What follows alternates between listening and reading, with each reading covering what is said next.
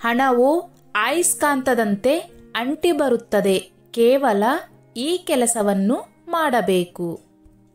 ನಿಮ್ಮ ಜೀವನದಲ್ಲಿ ನೀವು ಬಹಳಷ್ಟು ಸಮಸ್ಯೆಗಳನ್ನು ಎದುರಿಸುತ್ತಿದ್ದರೆ ಅಥವಾ ನಿಮ್ಮ ಕೆಲಸದಲ್ಲಿ ಪ್ರಗತಿ ಸಾಧಿಸಲು ನಿಮಗೆ ಸಾಧ್ಯವಾಗುತ್ತಿಲ್ಲವೆಂದರೆ ಮತ್ತು ನೀವು ಹಣದ ಕೊರತೆಯನ್ನು ಅನುಭವಿಸುತ್ತಿದ್ದರೆ ಅವುಗಳನ್ನು ತೊಡೆದುಹಾಕಲು ಮತ್ತು ಪ್ರಗತಿಯನ್ನು ಪಡೆಯಲು ಕೆಲವು ಉಪಾಯಗಳನ್ನು ಮಾಡಬಹುದು.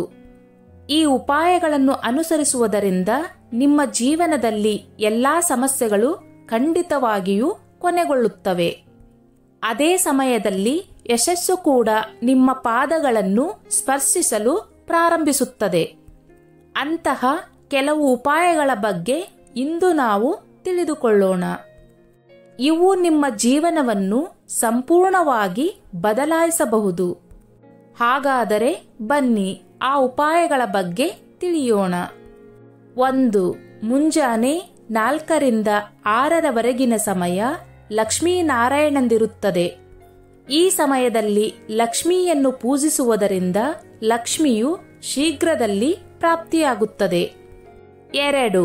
ನೀವು ಯಾರಿಗಾದರೂ ಏನನ್ನಾದರೂ ದಾನ ಮಾಡಿದಾಗ ಅದನ್ನು ನಿಮ್ಮ ಮನೆಯ ಮೇನ್ ಗೇಟ್ ಒಳಗೆ ನಿಂತು ಮಾಡಿ. ಇದರಿಂದ ದಾನದ ಸಂಪೂರ್ಣ ಫಲ ದೊರೆಯುತ್ತದೆ.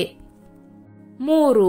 ನೀವು ಮನೆಯಲ್ಲಿ ದೀಪವನ್ನು ಹಚ್ಚುತ್ತಿದ್ದರೆ ದೀಪವನ್ನು ಹತ್ತಿಯ ಬದಲಿಗೆ ಮೋಲಿಯ ದಾರದಿಂದ ಹಚ್ಚಿ. ಇದು ನಿಮ್ಮ ಪೂಜೆಯ ತಕ್ಷಣ ಫಲಿತಾಂಶವನ್ನು ನೀಡುತ್ತದೆ. 4.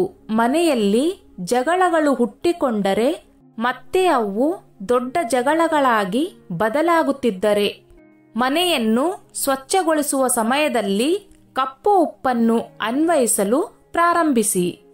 ಇದರಿಂದ ಮನೆಯಲ್ಲಿ ಸಕಾರಾತ್ಮಕ ಶಕ್ತಿ ಹುಟ್ಟಿಕೊಳ್ಳುತ್ತದೆ. 5. ಹಣ ಎಲ್ಲೋ ಸಿಕ್ಕಿ ಹಾಕಿಕೊಂಡರೆ ಮತ್ತು ಅದನ್ನು ಪಡೆಯಲು ಬಯಸಿದರೆ ತೆಂಗಿನಕಾಯಿಗೆ ಸಕ್ಕರೆಯನ್ನು ತುಂಬಿಸಿ ಅದನ್ನು ಅರಳಿ ಮರದ ಕೆಳಗೆ ಹೂತು ಹಾಕಿ. 6. ಮನೆಯ ಮೊದಲ ಹುಡುಗನ ಮೊದಲ ಹಲ್ಲು ಬೀಳುವಾಗ ಅದನ್ನು ಎಲ್ಲಿಯೂ ಕೆಳಗೆ ಬೀಳದಂತೆ ನೋಡಿ ಅದನ್ನು ಬೆಳ್ಳಿಯ ಪೆಟ್ಟಿಗೆಯಲ್ಲಿ ಸುರಕ್ಷಿತವಾಗಿ ಇಡಬೇಕು. ಹೀಗೆ ಮಾಡುವುದರಿಂದ ಮನೆಯಲ್ಲಿ ಹಣದ ಸಮಸ್ಯೆ ಬರುವುದಿಲ್ಲ. 7.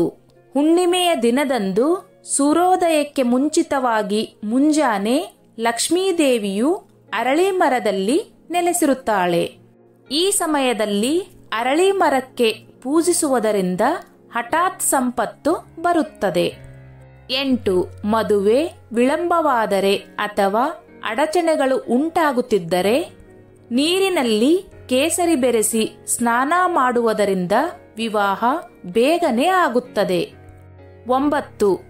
ನಿಮ್ಮ ಮನೆಯಲ್ಲಿ ಯಾರು ಅನಾರೋಗ್ಯಕ್ಕೆ ಒಳಗಾಗಬಾರದು ಅಥವಾ ದುಷ್ಟ ಕಣ್ಣಿನಿಂದ ಬಳಲಬಾರದು ಮತ್ತು ನಿಮ್ಮ ಮನೆಯಲ್ಲಿ ಯಾವಾಗಲೂ ಶಾಂತಿ ಮತ್ತು ಸಂತೋಷ ಇರಬೇಕು ಎಂದು ನೀವು ಬಯಸಿದರೆ ಮೇನ್ ಗೇಟ್ನ ಪ್ರದೇಶವನ್ನು ಪ್ರತಿದಿನ ಶುದ್ಧ ನೀರಿನಿಂದಲೇ ತೊಳೆಯಬೇಕು.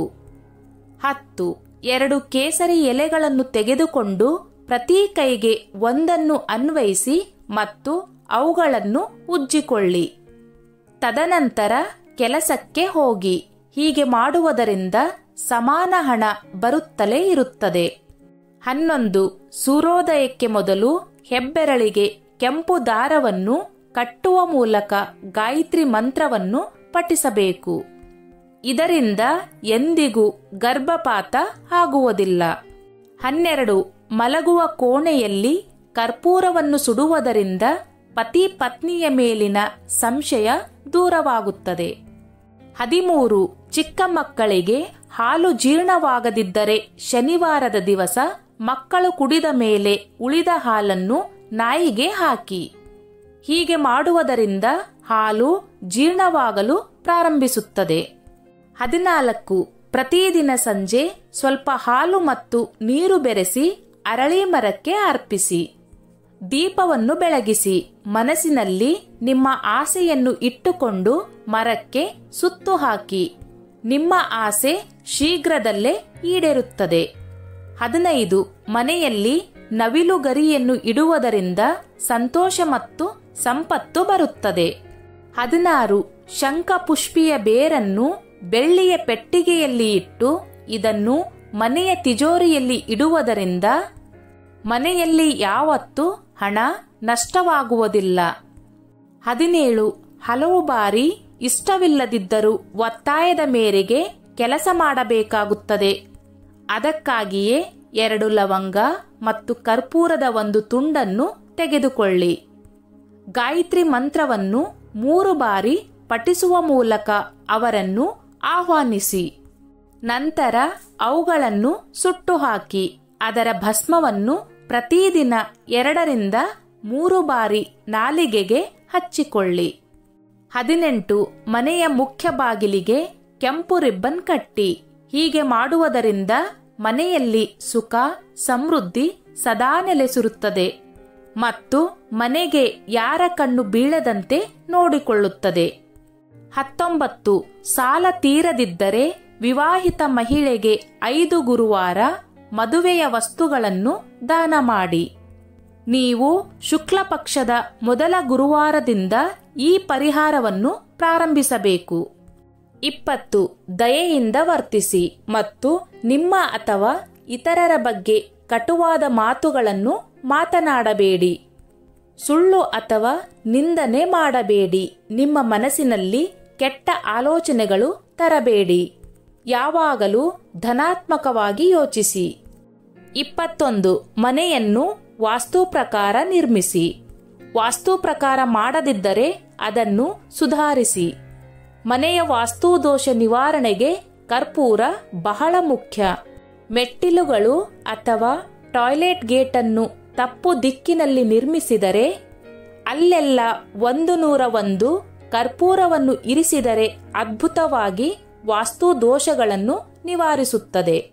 22 ನಿಮ್ಮ ವ್ಯವಹಾರಗಳು ಬೆಳೆಯುತ್ತಿಲ್ಲವೆಂದರೆ ಶುಕ್ಲ ಪಕ್ಷದ ಶುಕ್ರವಾರ ನಿಮ್ಮ ಕೆಲಸದ ಸ್ಥಳ, ಕಾರ್ಖಾನೆ ಅಥವಾ ಕಚೇರಿಯ ಬಾಗಿಲಿನ 2 ಬದಿಗಳಲ್ಲಿ ಸ್ವಲ್ಪ ಗೋಧಿ ಹಿಟ್ಟನ್ನು ಇರಿಸಿ. ನೀವು ಇದನ್ನು ಮಾಡುವಾಗ ಯಾರೂ ನಿಮ್ಮನ್ನು ನೋಡಬಾರದೆಂದು ನೆನಪಿನಲ್ಲಿಟ್ಟುಕೊಳ್ಳಿ. 23 ಪೂಜಾ ಕೋಣೆಯಲ್ಲಿ ಶ್ರೀಯಂತ್ರವನ್ನು ಸ್ಥಾಪಿಸಿ. ಹೀಗೆ ಮಾಡುವುದರಿಂದ ಲಕ್ಷ್ಮೀದೇವಿಯ ಆಶೀರ್ವಾದವು ಯಾವಾಗಲೂ ಉಳಿಯುತ್ತದೆ ಮತ್ತು ವ್ಯಾಪಾರದಲ್ಲಿ ಆಶೀರ್ವಾದ ಇರುತ್ತದೆ. 24 ಕಷ್ಟಪಟ್ಟು ಸಂಪಾದಿಸಿದ ಹಣವು ಮನೆಯಲ್ಲಿ ಉಳಿಯುವುದಿಲ್ಲ ಮತ್ತು ಆದಾಯಕ್ಕಿಂತ ಖರ್ಚು ಹೆಚ್ಚುತ್ತಿದ್ದರೆ ಇದಕ್ಕಾಗಿ ಮನೆಯಲ್ಲಿ ಯಾವುದೇ ನಳ ಲೀಕ್ ಆಗಬಾರದೆಂದು ನೆನಪಿನಲ್ಲಿಟ್ಟುಕೊಳ್ಳಿ. ಹಾಲು ಮತ್ತು ಚಹಾ ಕುದಿಸಿ ಹೊರಗೆ ಬರಬಾರದು. ಹಾಗೆಯೇ ಅಡುಗೆ ಮನೆಯಲ್ಲಿ ಸುಳ್ಳು ಪಾತ್ರೆಗಳನ್ನು ಇಡಬಾರದು. ಇಂತಹ ವಿಷಯಗಳು ಹಣದ ನಷ್ಟವನ್ನು ಉಂಟುಮಾಡುತ್ತವೆ. 25 ಹಾಲನ್ನು ತುಂಬಿದ ಬಾಟಲಿಯನ್ನು ಹಾರೈಕೆಯೊಂದಿಗೆ ಏಕಾಂತದಲ್ಲಿ ನೆಲದಲ್ಲಿ ಹೂತು ಹಾಕಿ. 26 ಬಾಗಿಲಲ್ಲಿ ಕೆಂಪು ಪರಿಮಳಯುಕ್ತ ಸಸ್ಯಗಳನ್ನು ನೆಡಬೇಕು. 27 ಮನೆಯಲ್ಲಿ ಸಂಜೆ ಕನಿಷ್ಠ 1 ತುಪ್ಪದ ದೀಪವನ್ನು ಬೆಳಗಿಸಬೇಕು. 28 ಸ್ನಾನ ಮಾಡುವಾಗ ಸ್ಟೂಲ್ ಮೇಲೆ ಕುಳಿತು ಸ್ನಾನ ಮಾಡಬೇಡಿ. ಕೆಳಗಡೆ ಕುಳಿತುಕೊಂಡು ಸ್ನಾನ ಮಾಡಬೇಕು. ಸ್ನೇಹಿತರೆ, ಈ ನನ್ನ ಮಾಹಿತಿ ನಿಮಗೆ ಇಷ್ಟವಾಗಿದ್ದಲ್ಲಿ ದಯವಿಟ್ಟು ಶೇರ್ ಮಾಡಿ, ಲೈಕ್ ಮಾಡಿ ಮತ್ತು ಸಬ್ಸ್ಕ್ರೈಬ್ ಮಾಡಿ.